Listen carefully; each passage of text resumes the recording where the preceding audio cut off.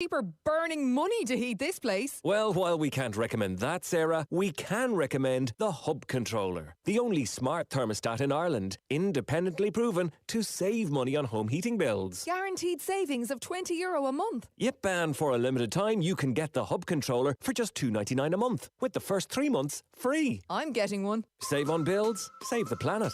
Visit thehubcontroller.com. T's and C's apply while stocks last. Football on Off the Ball. With Paddy Power's Save Our Game.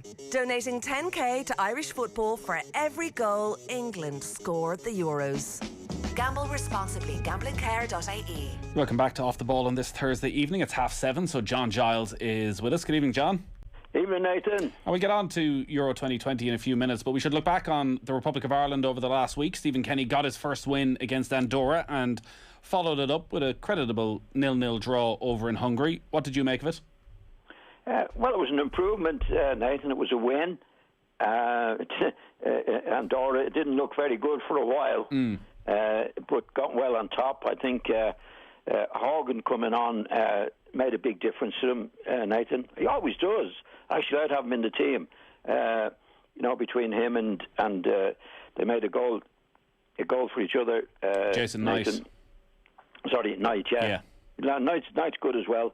So I think he made a huge difference when he came on. You know, he made the goal, he scored a goal.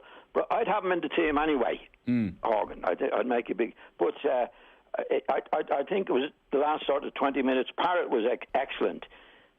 Changed the game for them. An individual goal, which was good. We haven't seen much of that from an Irish striker to score the goal. And then the second one, and they ran out easy winners in the end. So it was a win, Nathan, which was okay. Yeah, which was badly needed as well. What about then the Hungary game, which is maybe the one that we can read a little bit more into? Hungary are going to Euro 2020. A 0-0 draw, but were there signs that the players are starting to understand what Stephen Kenny wants from them? Well, they certainly played better. I thought they were good against Hungary. I thought that the tempo was much better than it had been against Andorra, so that was good. And funny enough, Parrott, who had been the star man in the Andorra match, didn't really get a kick of the ball in the Hungary game, and Ireland played better in that particular match. And why was that?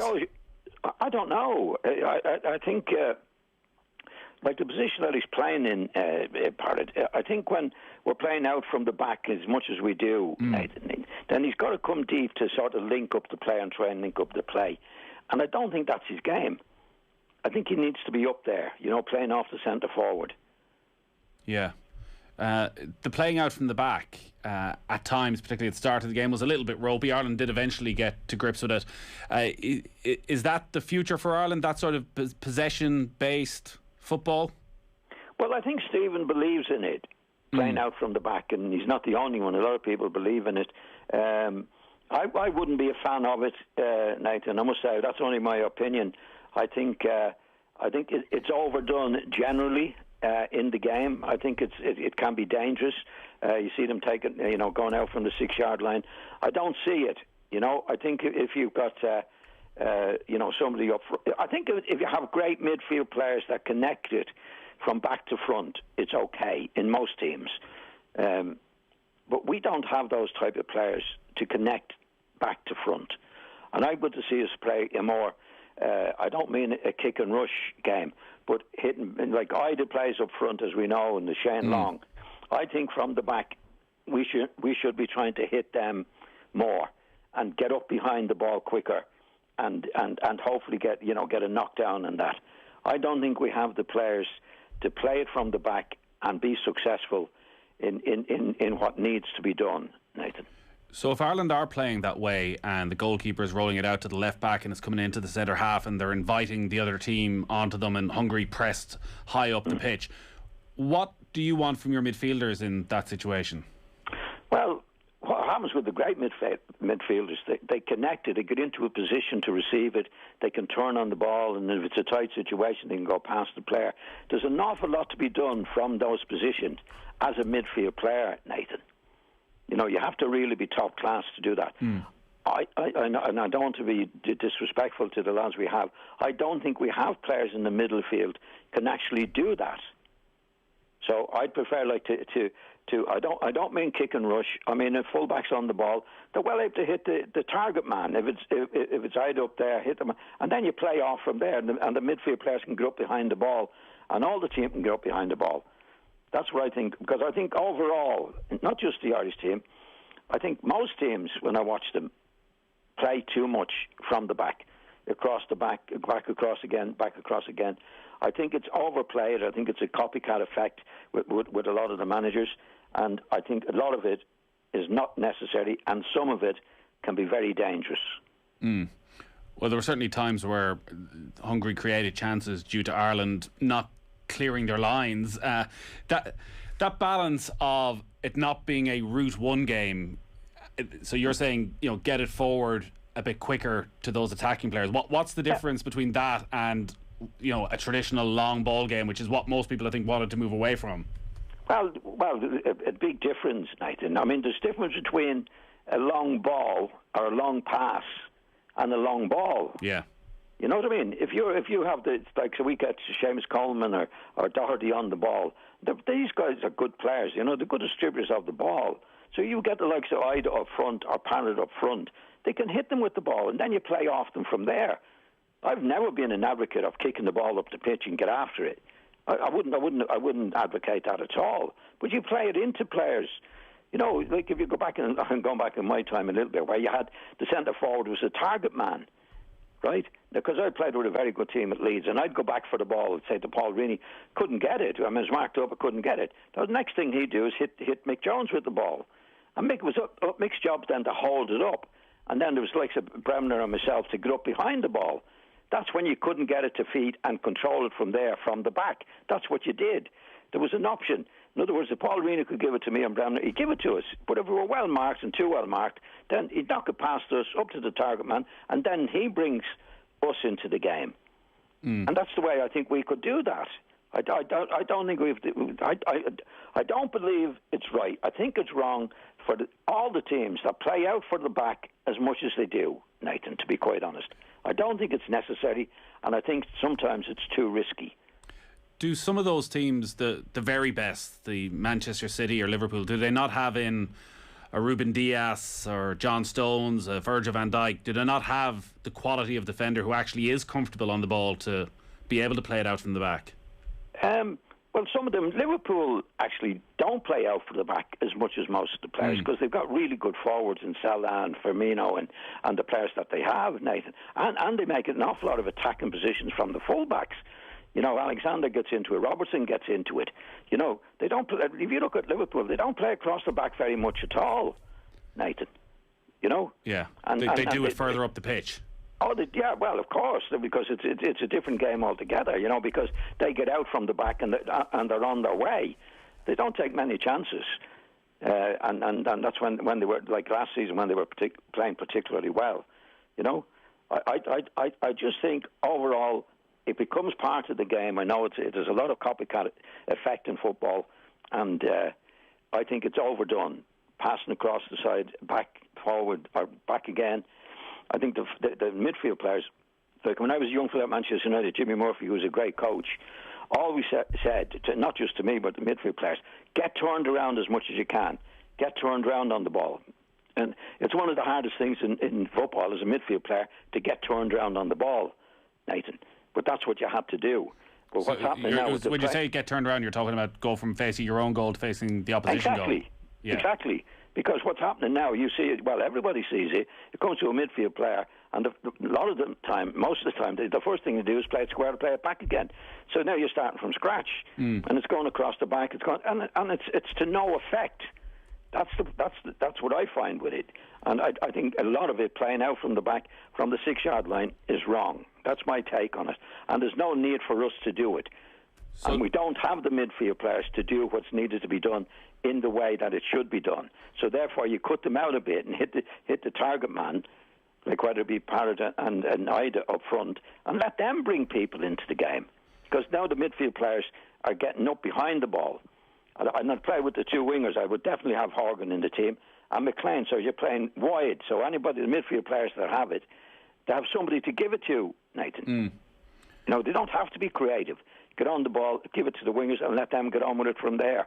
But I definitely wouldn't be playing like most teams, play out for the back as much as we see it done. So you think, looking at Ireland and looking at Cullen and Howard in midfield, that maybe they just don't have that ability to turn in their locker? It's not a case that they are playing it a bit too safe at the moment. Maybe there's a lack of confidence and they need to start taking a few more risks with their play? I don't think they can do it, Nathan. I don't think they're capable of doing what needs to be done in the way that some teams are playing out from the back, to be honest. And I know there's a few players missing in this particular trip. I mean, Arthur could be there. Brady, I'd probably have Arthur, a fit Arthur in the middle of the field with Brady, with Horgan wide on one side, and maybe O'Dowda and McLean on the other side. So when the midfield players get it, they should have somebody to give it to, like wide. They don't have to be particularly creative. And the lads that played in these particular matches, I don't think are capable of doing it, Nathan. We'll take a quick break, John. We do want to look ahead to Euro 2020 as well, which gets underway tomorrow night. We've just chatting about Ireland, but quick break. Get your text in. John is live with us tonight, so you can get your text in on 53106. Football on Off the Ball. With Paddy Power's Save Our Game. Donating at least 100,000 to Irish football via England goals this summer. Gamble responsibly. Gamblingcare.ie. On tomorrow's Pat Kenny Show, what we can expect from Biden's meetings with the G7, NATO and Russian President Putin.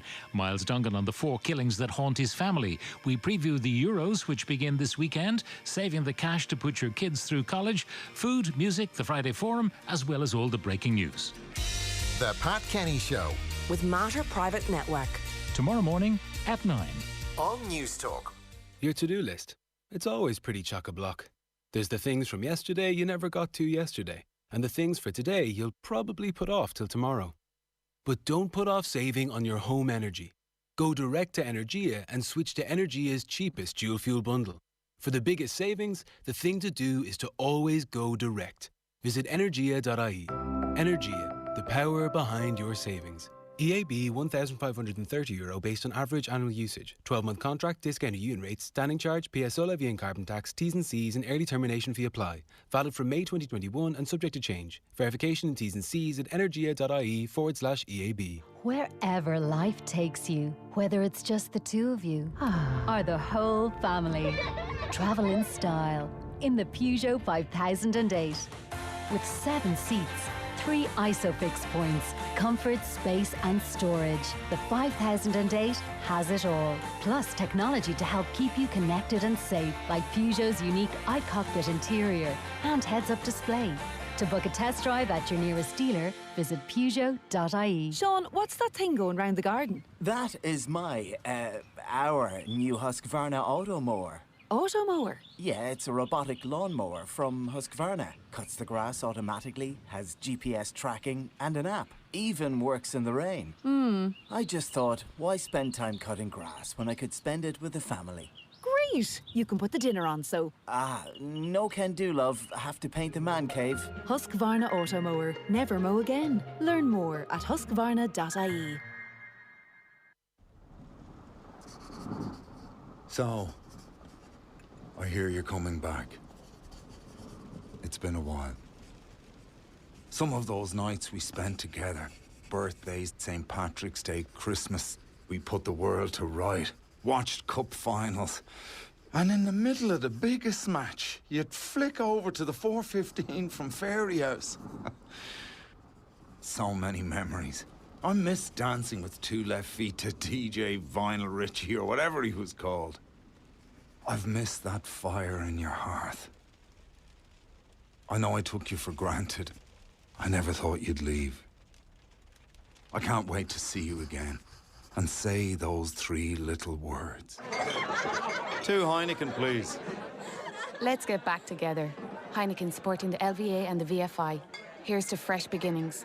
Enjoy Heineken responsibly. Visit drinkaware.ie. Watch the SSE Airtricity Premier Division, First Division and Women's National League action live with the brand new LOI TV Season Pass. The League of Ireland's exclusive HD streaming service returns with live commentary at home, on the go, or wherever you are. Sign up now for your LOI TV Premier Division Pass from just €79, First Division Pass from only €49, and Women's National League matches for free. Go to loitv.ie for more. This 200-page report for your board meeting was printed using a branded ink cartridge.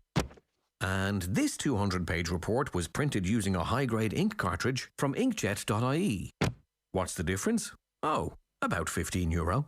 Get quality ink cartridges from just €2 and fast delivery at inkjet.ie. Football on Off the Ball. With Paddy Power's Save Our Game. Donating 10k to Irish football for every goal England score at the Euros. Gamble responsibly. Gamblingcare.ie.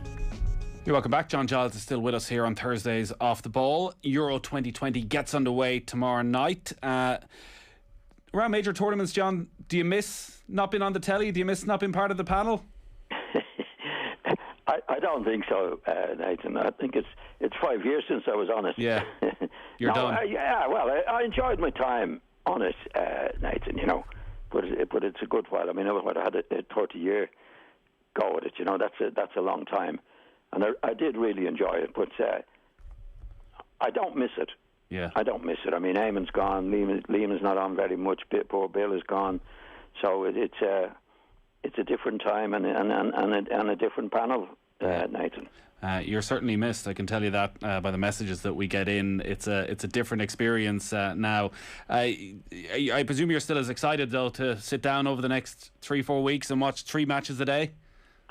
Yeah, it should be good, Nathan. It's the major championships are always good. Plenty of interest in it. Obviously better when we're in it.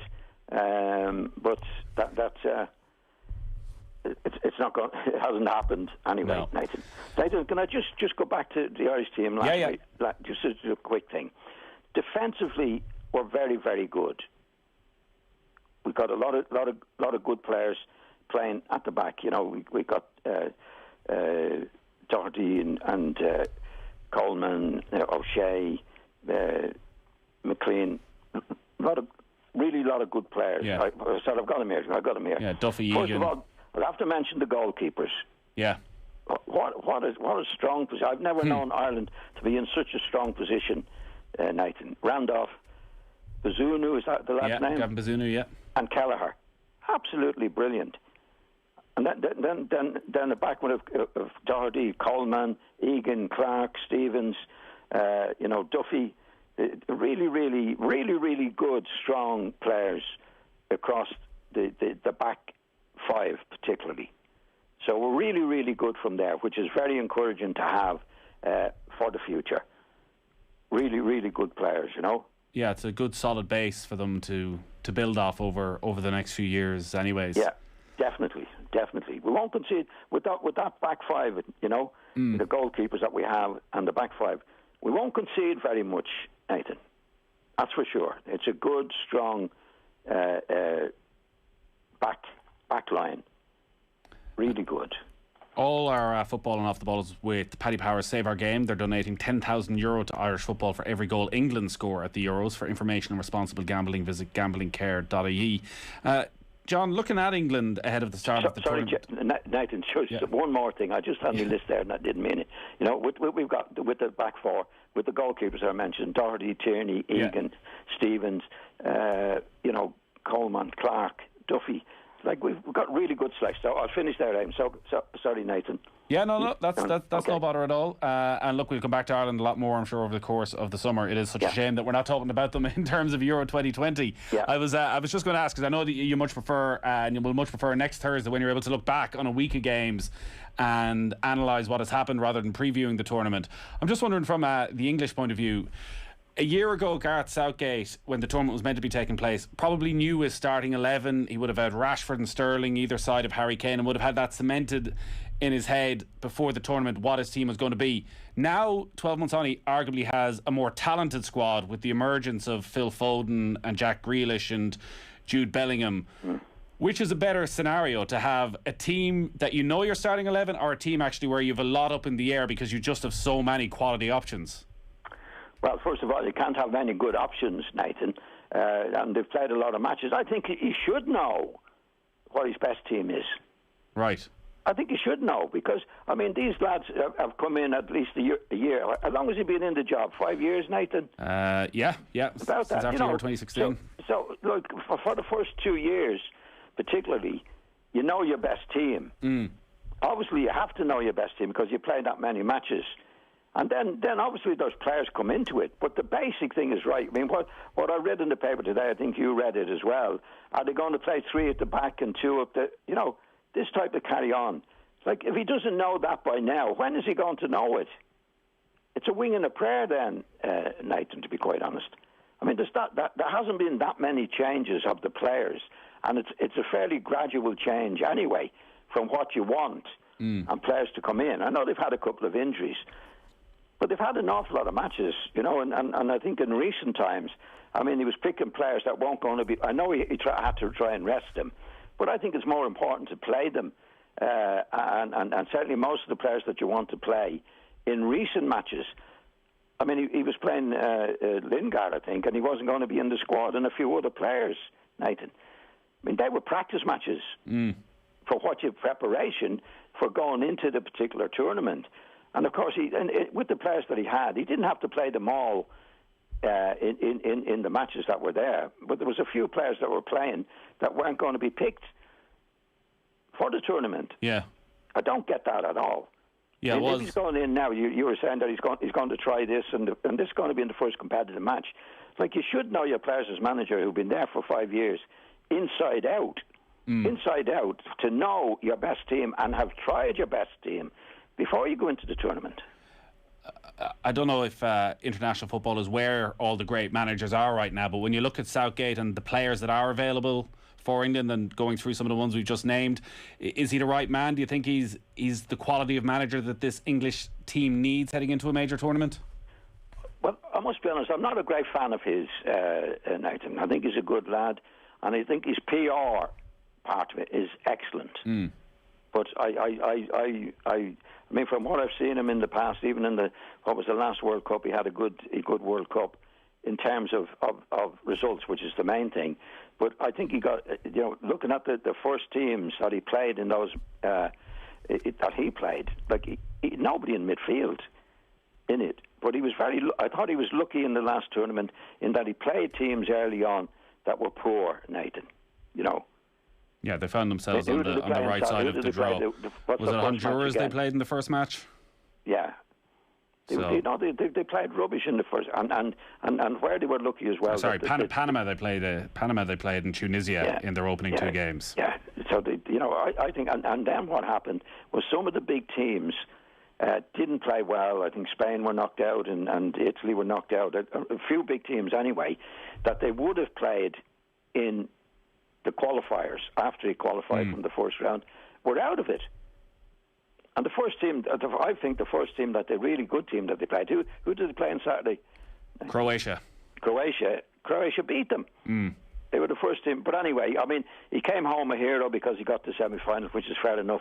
But I didn't think they played that well, and that's whatever it was 4 years ago. I don't see where an England team that I could say that is definitely the team and that is the best players. I just don't see it at the moment. So he's talking about in the paper, see today, whether to play 3 at the back or 4 at the back. And if you don't know that by now, Nathan, I don't know when you're going to know it, because the competition starts this week. Yeah, well, it's going to be fascinating. I think a lot of good players there, Nathan, by the way. England have got a lot of good young players, right? Now, as you know, they're bummed up an awful lot with the papers. You know, some papers have them favourites, and I don't know how they get to that particular opinion. But anyway, they do have some young players. But if you ask me today, what will the England team going to be at the weekend? I couldn't tell you, Nathan. Yeah. It'll be a really interesting game against Croatia, 2 o'clock on Sunday, that one. John, we're tight on time tonight, but we'll have any amount of games to look back on. We'll give it plenty of time next Thursday evening when we're through the first week of the tournament. No problem, Nathan.